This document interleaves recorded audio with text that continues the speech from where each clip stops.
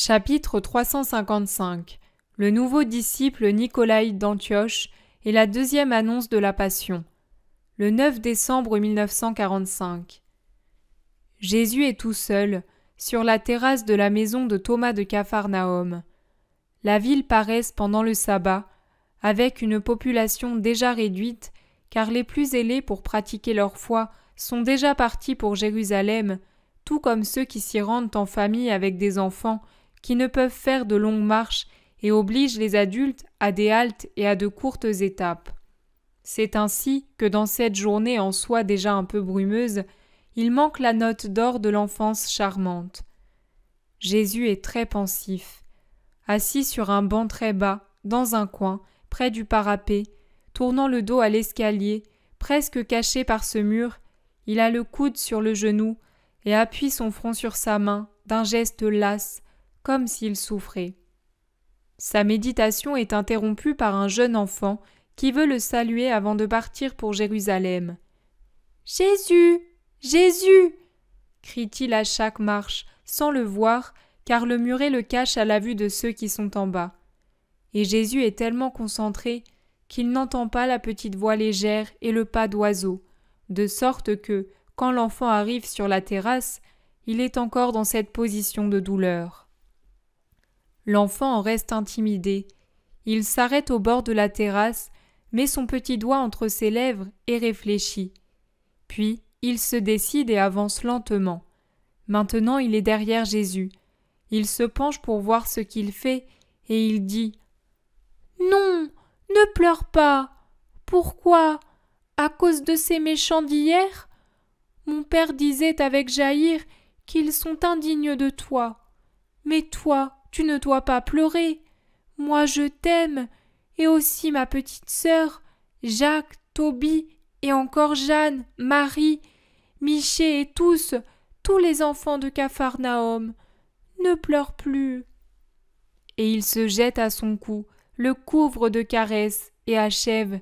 « Sinon, je vais pleurer moi aussi, et je pleurerai toujours, pendant tout le voyage. » « Non, David, je ne pleure plus, tu m'as consolé. Tu es seul, quand partez-vous? » « Après le crépuscule, embarque jusqu'à Tibériade. Viens avec nous. Mon père t'aime bien, tu sais. » « Je le sais, mon chéri, mais je dois aller voir d'autres enfants. Je te remercie d'être venu me saluer, et je te bénis, petit David. Donne-moi le baiser d'adieu, puis retourne auprès de ta mère. C'est elle que tu es ici? »« Non, je me suis échappée parce que je ne t'ai pas vu avec tes disciples, et j'ai pensé que tu pleurais. »« Je ne pleure plus, tu vois. Va trouver maman qui te cherche peut-être avec inquiétude. Adieu. Fais attention aux ânes des caravanes, tu vois, il y en a d'arrêtés partout. »« Mais c'est bien vrai que tu ne pleures plus? » ?»« Non, je n'ai plus de peine. Tu me l'as enlevée.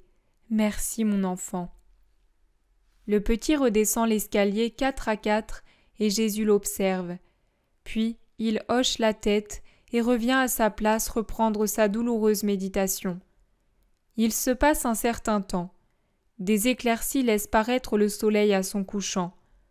Un pas plus lourd dans l'escalier. Jésus relève la tête.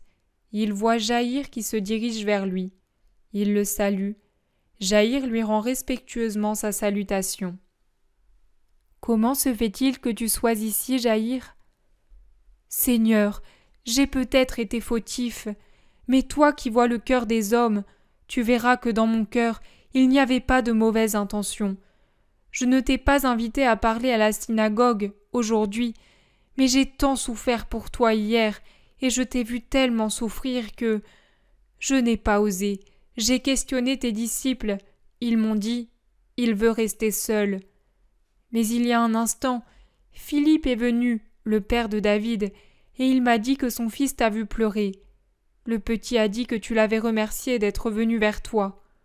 Je suis venu moi aussi. Maître, ceux qui sont encore à Capharnaüm vont se réunir à la synagogue.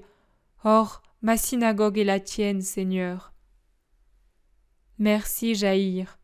Aujourd'hui, d'autres parleront à la synagogue. Pour ma part, j'y viendrai comme simple fidèle. » Et tu n'y serais pas tenu. Ta synagogue, c'est le monde. Mais ne vas-tu vraiment pas venir, maître ? Non, Jaïr, je reste ici devant le Père qui me comprend et ne trouve pas de faute en moi. Une larme brille dans l'œil triste de Jésus. Moi aussi je ne trouve pas de faute en toi. Adieu, Seigneur. Adieu, Jaïr. Et Jésus se rassied, toujours méditatif. C'est alors la fille de Jaïr qui monte, légère comme une colombe, dans son vêtement blanc. Elle regarde, elle appelle doucement. « Mon Sauveur !» Jésus tourne la tête, la voit, lui sourit et lui dit « Approche-toi de moi. »« Oui, mon Seigneur, mais je voudrais t'amener aux autres. Pourquoi la synagogue devrait-elle être muette aujourd'hui ? » Il y a ton Père et beaucoup d'autres pour la remplir de paroles. Mais ce sont des paroles, la tienne, c'est la parole. Ô mon Seigneur, par ta parole, tu m'as rendue à maman et à mon père, j'étais morte. Mais regarde ceux qui vont à la synagogue. Beaucoup sont plus morts que je ne l'étais alors. Viens leur donner la vie. Ma fille, toi tu le méritais. Aucune parole ne peut donner la vie à quelqu'un qui pour lui a choisi la mort. Oui, mon Seigneur, mais viens tout de même. Il y en a aussi qui vivent toujours plus en t'entendant. Viens, mets ta main dans la mienne et allons-y. Moi, je porte témoignage de ta puissance et je suis prête à l'affirmer même devant tes ennemis, même au prix de perdre cette seconde vie qui d'ailleurs n'est plus la mienne. Tu me l'as donnée, bon maître, par pitié pour une mère et un père. Mais moi…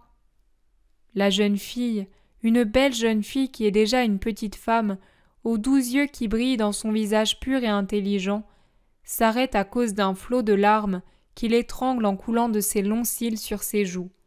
« Pourquoi pleures-tu maintenant » demande Jésus en lui posant la main sur les cheveux.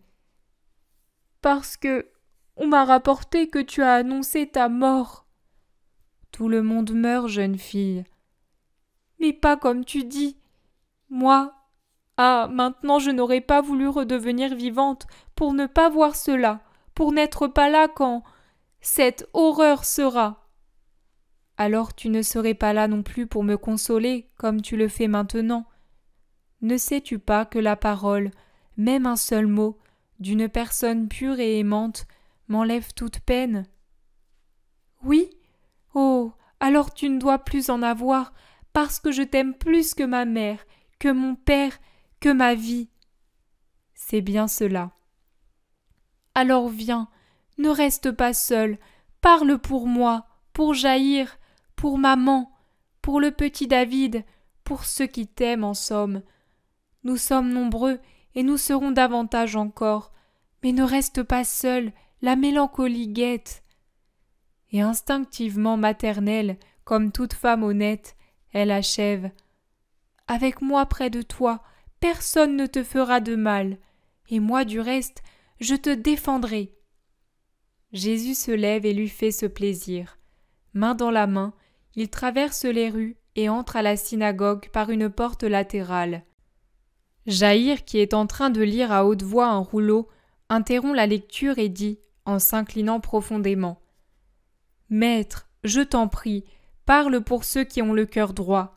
Prépare-nous à la Pâque par ta sainte parole. » Tu étais en train de lire les rois, n'est-ce pas ? Oui, maître, j'essayais de faire comprendre que celui qui se sépare du vrai Dieu tombe dans l'idolâtrie des veaux d'or. Tu as raison. Personne n'a rien à dire ? Il s'élève un bruit dans la foule. Les uns veulent que Jésus parle, d'autres crient « Nous sommes pressés, que l'on récite les prières et qu'on termine la réunion. Nous allons à Jérusalem d'ailleurs, et là nous entendrons les rabbis. » Ceux qui crient sont les nombreux déserteurs d'hier que le sabbat a retenus à Capharnaüm. Jésus les regarde avec une extrême tristesse. « Vous êtes pressés, c'est vrai. Dieu aussi a hâte de vous juger. Partez donc. » Puis se tournant vers ceux qui les réprimandent, il dit : Ne leur faites pas de reproches, tout arbre donne son fruit. Seigneur, réitère le geste de Néhémie, parle contre eux, toi le prêtre suprême. S'écrie Jaïr avec indignation. Les apôtres, les disciples et les habitants de Capharnaüm font chorus. Jésus ouvre les bras en croix, et très pâle, l'air torturé et pourtant très doux, il crie « Souviens-toi de moi, ô mon Dieu, et favorablement, et souviens-toi aussi d'eux favorablement. Moi, je leur pardonne. » La synagogue se vide, et il ne reste que ceux qui sont fidèles à Jésus. Il y a un étranger dans un coin, un homme robuste que personne ne regarde et à qui personne ne parle. D'ailleurs, lui non plus ne parle à personne. Il ne fait que regarder fixement Jésus, si bien que le maître tourne les yeux dans cette direction, le voit et demande à Jaïr de qui il s'agit. « Je ne sais pas, sûrement quelque homme de passage. » Jésus l'interpelle. « Qui es-tu » ? « Nicolaï, prosélyte d'Antioche, je me rends à Jérusalem pour la Pâque. »« Qui cherches-tu » ? « Toi, Seigneur, Jésus de Nazareth, je désire te parler. »« Viens. » Et le prenant près de lui, il sort dans le jardin derrière la synagogue pour l'entendre. « J'ai parlé à Antioche avec un de tes disciples nommé Félix. J'ai ardemment désiré te connaître. Il m'a dit que tu séjournais à Capharnaüm et que ta mère vit à Nazareth, et aussi que tu vas à Gethsémani ou à Béthanie. L'Éternel a fait que je te rencontre au premier endroit. Moi, j'y étais hier, et j'étais tout près de toi ce matin, lorsque tu pleurais en priant près de la fontaine. Je t'aime, Seigneur, parce que tu es saint et doux. Je crois en toi. Tes actions, tes paroles m'avaient déjà fait tien, mais ta miséricorde de tout à l'heure pour les coupables m'a décidé. Seigneur, accueille-moi à la place de ceux qui t'abandonnent.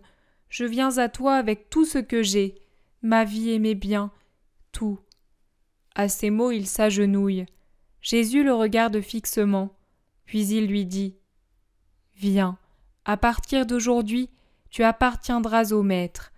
Allons auprès de tes compagnons. » Il rentre à la synagogue où les apôtres et les disciples sont en grande conversation avec Jaïr. « Voici un nouveau disciple, le Père me console. Aimez-le comme un frère. Allons avec lui partager le pain et le sel. Puis, dans la nuit, vous partirez avec lui pour Jérusalem, et nous irons en barque à Hippos. Et n'indiquez mon chemin à personne pour qu'on ne me retienne pas. » Mais le sabbat est terminé, et ceux qui veulent fuir Jésus se pressent sur la plage pour négocier leur traversée pour Tibériade. Ils se disputent avec Zébédée, qui ne veut pas leur céder sa barque, déjà prête à côté de celle de Pierre, pour le départ de nuit de Jésus avec les 12.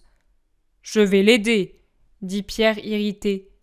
Jésus, pour éviter des heurts trop violents, le retient. « Allons-y tous, pas toi seul. » Ils s'y rendent donc ensemble, et ils éprouvent toute l'amertume de voir que ceux qui fuient s'en vont sans même saluer, coupant net toute discussion pour s'éloigner de Jésus.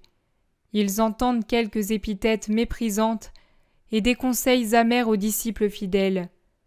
Jésus se retourne pour revenir à la maison après le départ de la foule hostile, et il dit aux nouveaux disciples « Tu les entends ? Voilà ce qui t'attend en venant à moi. » « Je le sais, c'est pour cela que je reste. Je t'avais vu un jour de gloire au milieu de la foule qui t'acclamait en te saluant comme roi. J'ai haussé les épaules en pensant « Encore un qui se fait des illusions, un malheur de plus pour Israël. » Et je ne t'ai pas suivi parce que tu me semblais être un roi. Je ne pensais même plus à toi. Maintenant, je te suis parce que dans tes paroles et dans ta bonté, je vois le Messie promis. En vérité, tu es plus juste que beaucoup d'autres.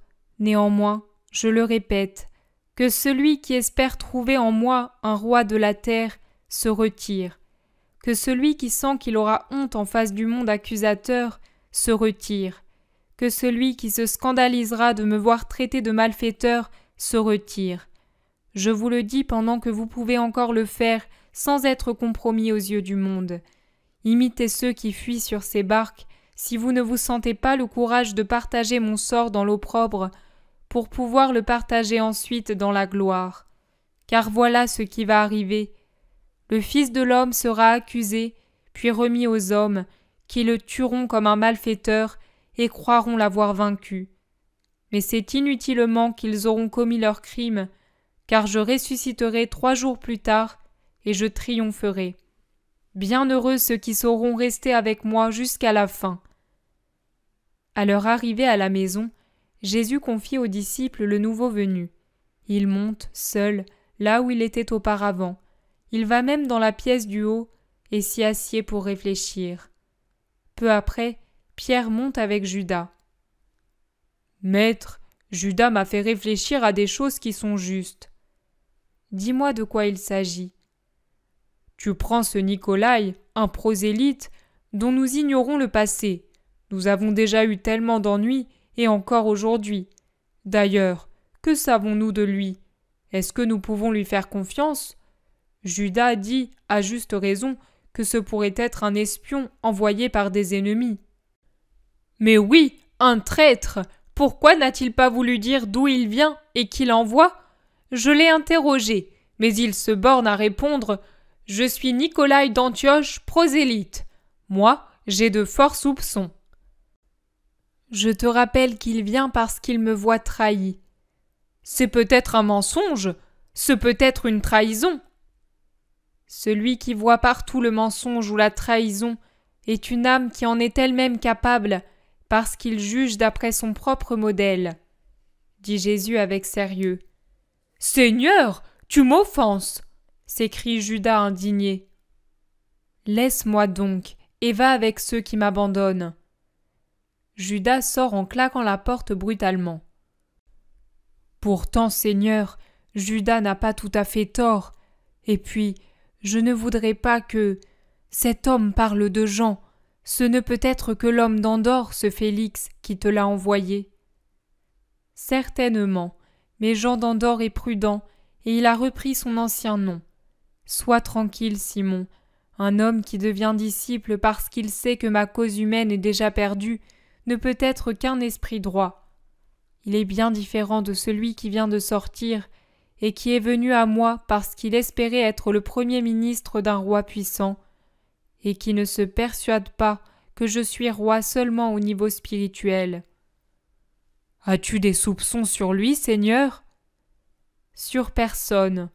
Mais en vérité, je te dis que là où arrivera Nicolaï, disciple et prosélyte, Judas, fils de Simon, apôtre juif et judéen, n'arrivera pas. Seigneur, je voudrais interroger Nicolaï sur Jean d'Andorre. Ne le fais pas. Jean ne l'a chargé de rien parce qu'il est prudent. Toi, ne sois pas imprudent. Non, Seigneur, je te le demandais seulement. Descendons pour hâter le repas. Quand il fera nuit noire, nous partirons. Simon, m'aimes-tu? Ô mon maître, mais que dis-tu? Simon, mon cœur est plus sombre que le lac en une nuit de tempête et aussi agité que lui. Ô mon maître, que dois-je te dire si je suis encore plus sombre et agité que toi? Je te dirai, voici ton Simon, et si mon cœur peut te réconforter, prends-le. Je n'ai que lui, mais il est sincère. Jésus pose un moment sa tête sur la poitrine large et robuste, puis il se lève et descend avec Pierre.